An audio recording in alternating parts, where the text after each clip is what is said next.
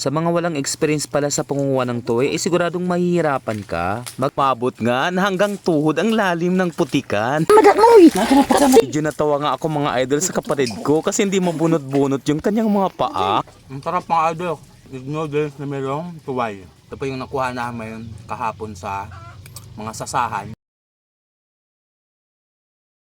Magandang araw mga idol. Tara samahan nyo kami manguha ng tuway. Kasama ko nga pala ang aking kapatid at ang aking pinsan. Umabot pala ng 8 taon mga idol bago ko ulit ito maranasan. Dahil sa excited nga kami mga idol ay nakalimutan namin magdala ng sisidlan. Kaya daw nang badyang na lang talaga ang aming sisidlan ng tuway. Mukhang nanibago nga ako mga idol. Dahil sa tagal ko sa Maynila ay ngayon ko ulit ito mararanasan. Yung pinsan ko nga pala yung unang bumaba. Sa mga walang experience pala sa pangunguha ng tuway ay siguradong mahihirapan ka. Maging ako nga mga idol ay nahirapan din. Kakapagod, napakahirap, pero napakasarap sa pakiramdam mga idol. Lalong-lalo na mga idol yung mahilig sa adventures. At syempre, yung ganitong sitwasyon na sobrang lalim.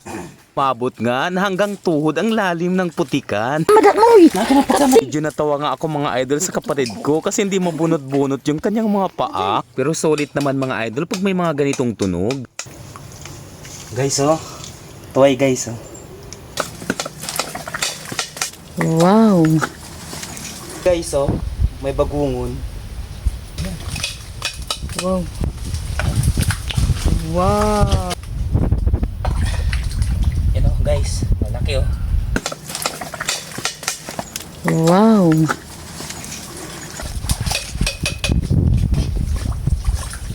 Wow.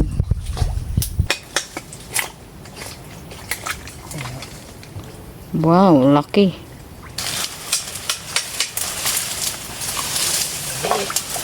Gaya nga ng sinabi ko mga idol, badya nga yung nilagyan namin ng tuway. Sa mga wala pa pong alam mga idol, ganito po pala ang pangunguha ng tuway. Kailangan mong gumamit ng itak para mas madaling mahanap sila. Minsan po makakahanap ka rin ng tuway sa mga gilid ng ilog o di kaya sa mga ganitong sasahan. Pakasarap panguha ng tuway mga idol, kaso nga lang talaga namang nakakapagod. Dahil nga sa hapon na mga idol ay umakyat na nga kami para mahugasan na nga itong aming mga nakuhang tuway. So yan mga idol oh, may mga tuway kami. So hugasan namin to sa ilog. Tuway at saka mga bagungon. Nagulat rin ako mga idol dahil mas bumaba na nga ang ilog. Noong mga nakaraang taon kasi mga idol ang lalim ng ilog. Dahil nga sa ang bilis ng oras mga idol ay agad-agad namin gilinis yung mga tuway. Ang dami ko palang alaala sa ilog na ito mga idol. Nung kabataan kasi namin mga idol dito rin kasi kami tumatawid para manguha ng kangkong at saka mga pako. Kayo po ba mga idol naranasan nyo rin po ba yung ganitong adventures? Mga bandang alas 4 na nga mga idol ng hapon nang umuwi kami. Pero dahil sa hapon na nga mga idol ay kinabukasan na namin niluto ang mga tuway. Dahil nga sa nagkikrib din pala nito si nanay ay agad-agad niya itong nilinis. Medyo malalaki na rin pala ang laman mga idol. Wow.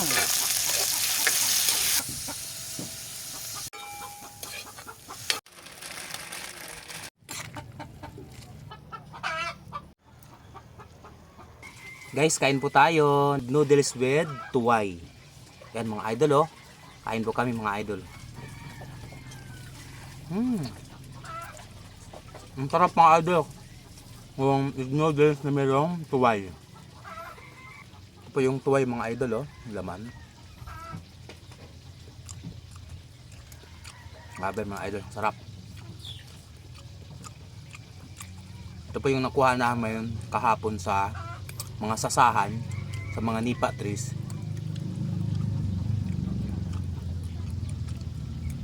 Sahog namin, isinahog namin sa egg noodles. Sarap ba? Yummy. Sarap. Yan mga idol oh. Sarap, sarap.